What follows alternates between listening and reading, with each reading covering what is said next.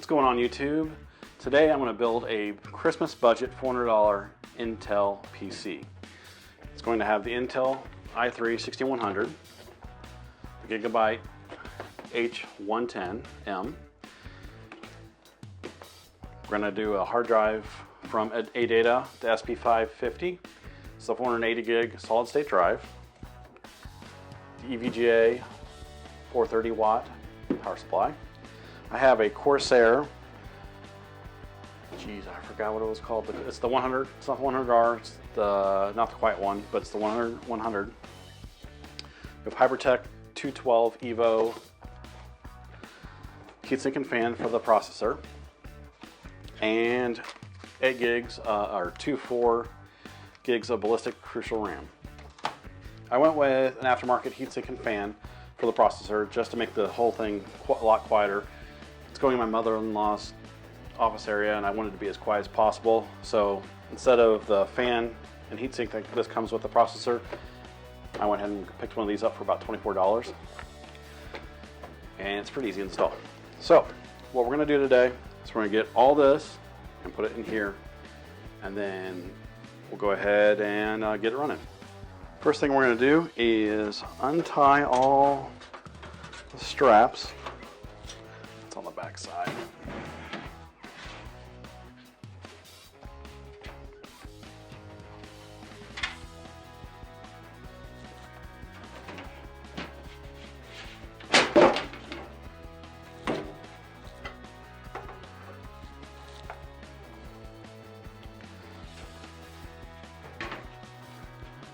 I'm going to untie all the straps for the front ports.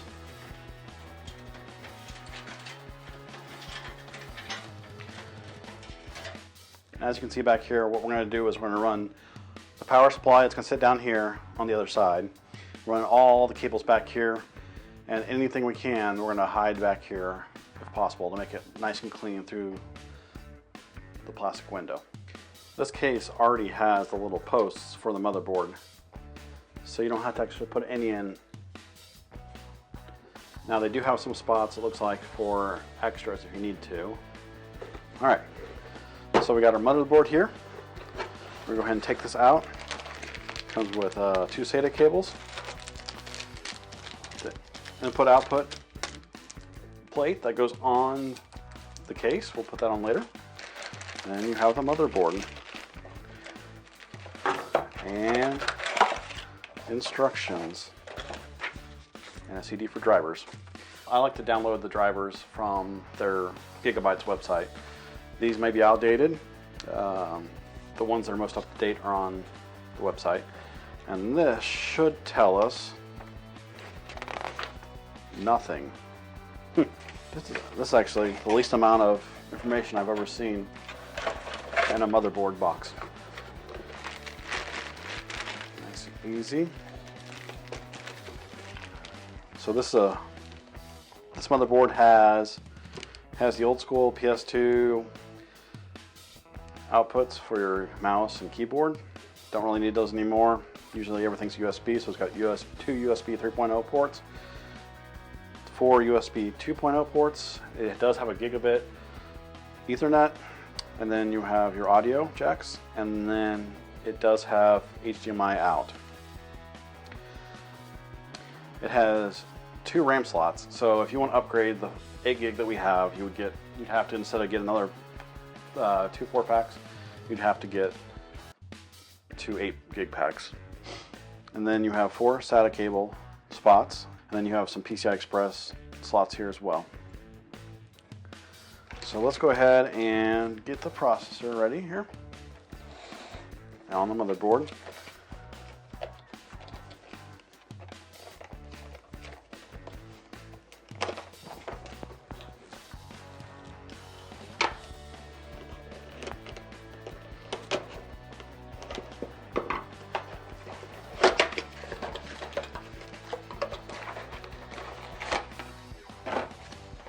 The sticker, we can put that on the case, probably not. You got the processor, and you actually do, it does come with a heatsink and fan, so you don't have to buy an extra one. or aftermarket one. So it does come with the heatsink and fan, and it does come with the thermal paste on it. So technically we'd install the processor in here and then stick this on top. We wouldn't have to put any thermal paste on here. Today we're going to just save this. I don't remember how this was on here. I think it's like that. Probably not. Save that for another day. We're not going to use that.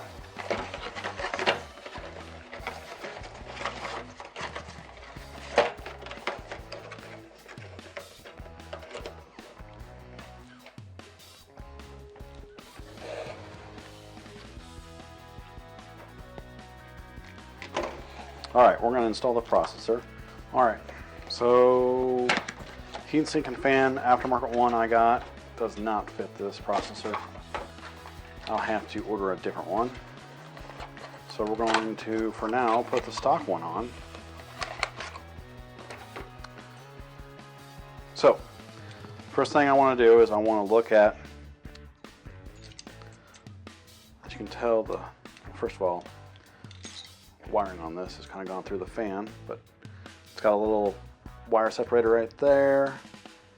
Also has one on this side, so it can pretty much go anywhere, but I want to look and see where the fan, there's a spot on the motherboard for just the CPU fan. There's one called system fan, should be it right there. Can I fit it? Yep, that'll be perfect. So what these are made for is you can put it on here,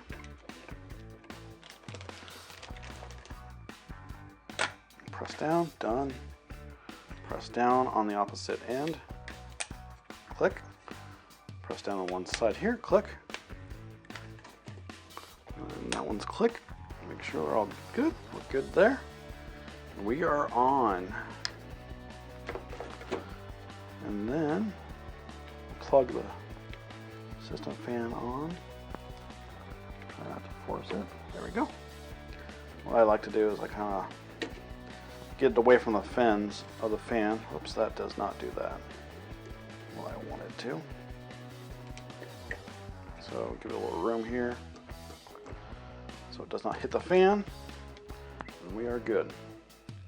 Next thing is we're going to do RAM. Looks like it just slides in. No, there's no way it slides in. So it's got a little push button here, slides open. So we'll put the RAM in. Now, notice on the RAM, one side of the RAM is a little bit longer than the other side. There's a middle point.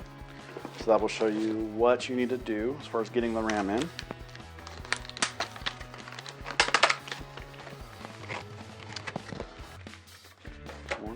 So one's longer than the other, just longer, shorter.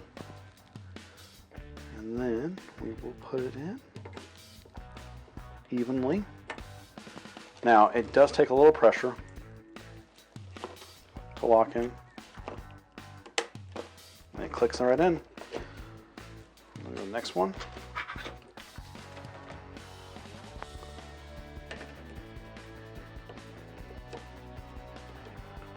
Put it in evenly.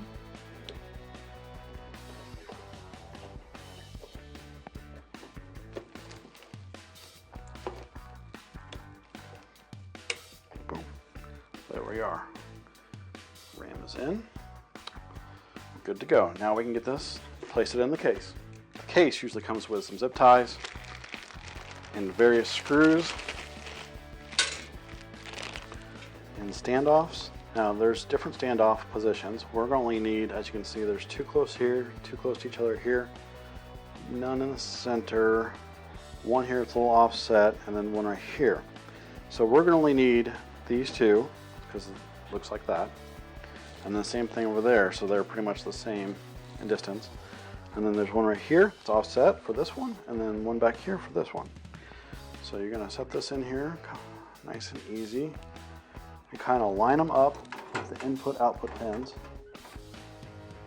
and then you're going to take the screws that are provided from the case. It's a lot easier if you use a magnetic screwdriver, but what you're going to do Get everything lined up. Start screwing in the screws. Be very careful when you're screwing in. You don't want to run it into anything. Run the screwdriver into anything. And you also don't want to tighten it super tight. Just kind of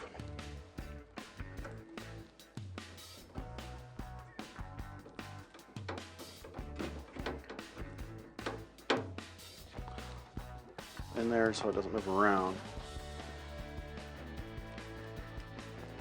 We're not going to go in there as for it to be tight.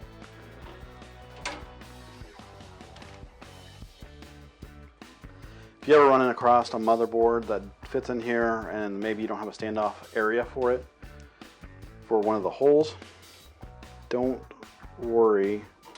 You can skip a few if you need to. Just be careful when you're putting on like a video card or an extra audio card or whatever you want to put in there, because it may make the board less stout, more flimsy. And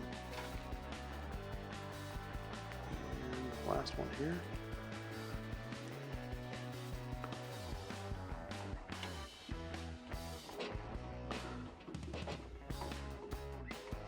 So in theory, I could take off the rest of the standoffs if I wanted to. So as you can see here, there's a spot here for the power to come out, and there's a power right here from the power supply that's going to go in here, and then one for the SATA cables, and then also for the video card if you wanted to add an extra video card. This processor will run HDMI out of the motherboard. For this application, I'm not going to need any of that. Now, as you can see, here's the front panel. It says F panel. That's the front panel. It's a little loose.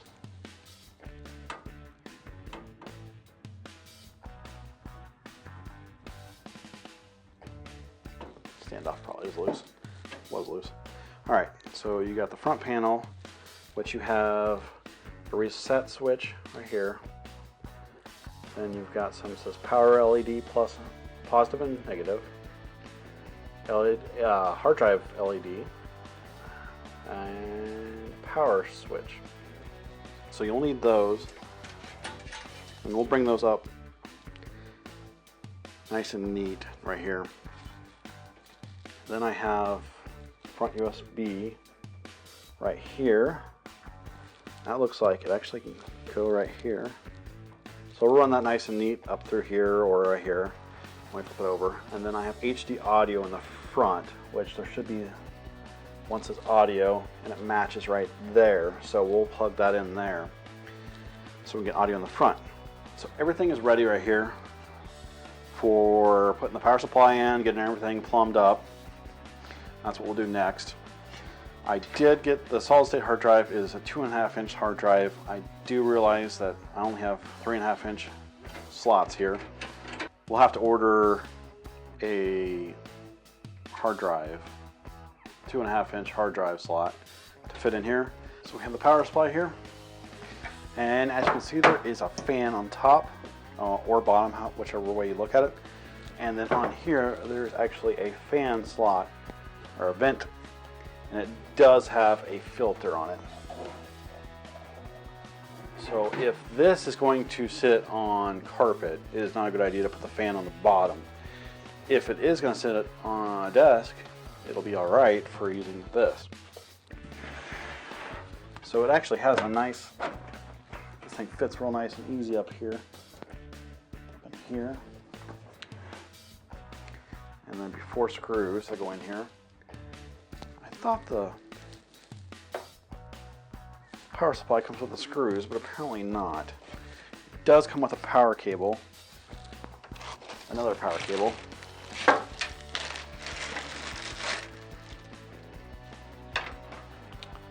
It does not come with screws. So we will see. These do not look like the screws for it. I'll have to look for the screws apparently. Ah,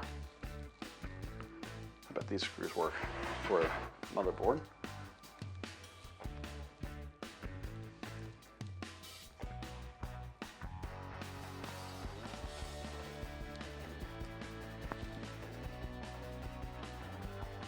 They do.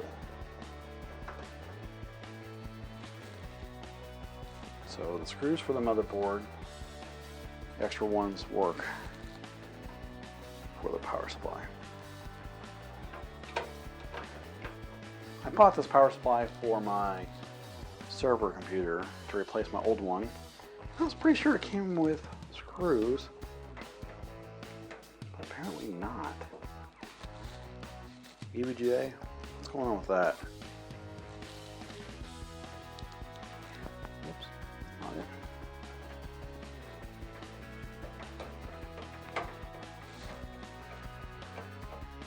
All right, power supply's in. Now what we need to do is take all this extra power cables and all that and fish them out there, because they're gonna go hide back here in this area back here, so you don't see all that stuff. We only need this one, and this one right here to power this motherboard. So these are only two that we need. This one's going to come out.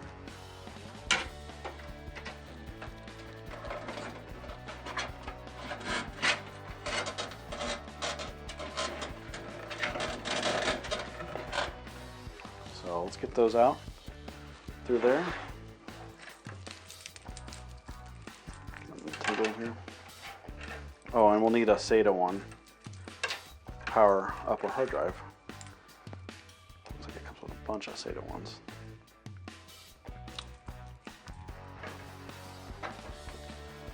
We only need one.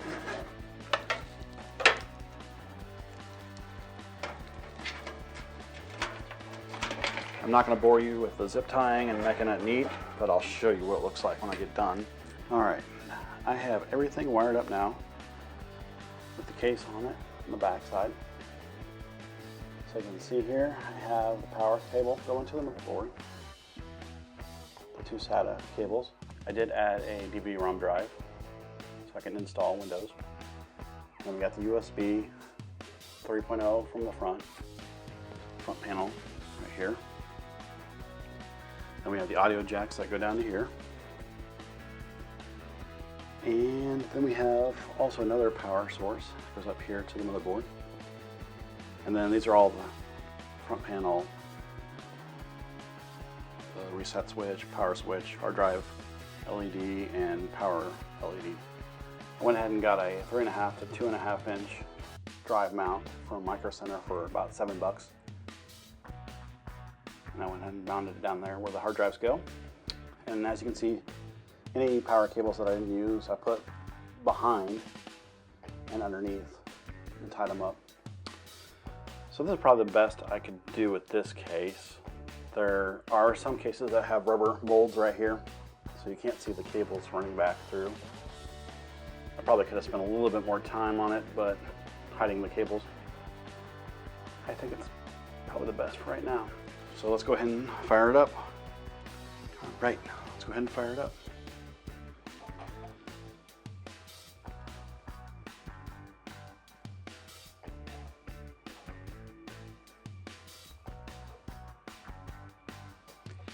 It's pretty quiet right now. It's only got one 120mm fan in the back for exhaust. Then it has the fan for the power supply, and then the CPU fan. The CPU fan's not ramped up yet, but it will once it starts really using processing power. But really, in all honesty, with this case, even though how thin it is, I'd say it does a pretty good job. That's the CD-ROM spinning up, if you hear that from here. So,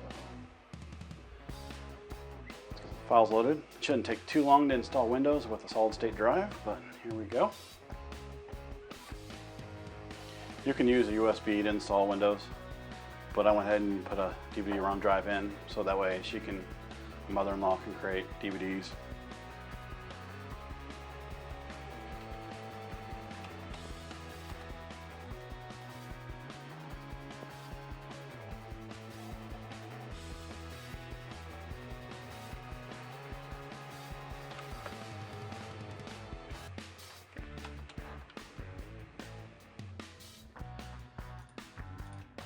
Drive.